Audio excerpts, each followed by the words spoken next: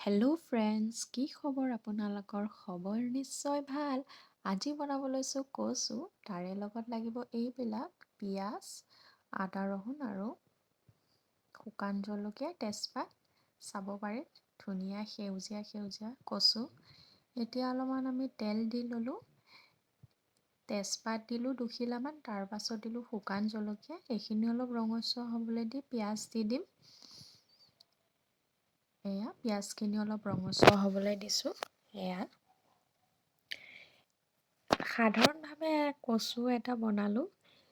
আজি মানে দুপৰীয়া খালোঁ, সেইকাৰণে ভাবিলোঁ কচুক আপোনালোককো ৰেচিপি হিচাপে দি দিওঁ। বহুত সাধাৰণভাৱে বনালোঁ, চাই থাকিব। এয়া আমি মছলাখিনি দি দিলোঁ, আদা ৰহুনখিনি, নিমখো অলপমান দি লৈছোঁ তাৰে লগত।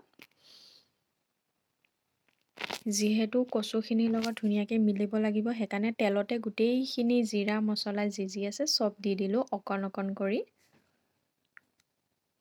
এতিয়া ভাজি ল'ম আমি ধুনীয়াকৈ।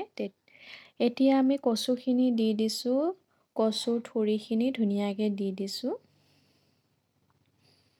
এয়া দেখিছে।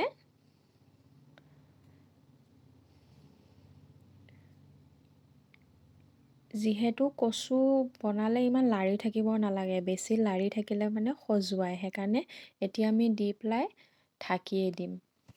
তাৰপিছত যেতিয়া কমি যাব তেতিয়া আমি কচুখিনি লাৰি দিম। বেছি মানে লাৰি থাকিব কোনো দৰকাৰ নাই ইয়াতে, কাৰণ যিমান লাৰিব সিমান খজুৱাব।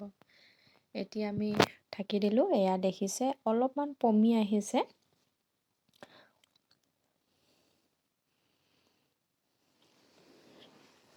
এয়া অকণমান লাৰি দিছোঁ এতিয়া।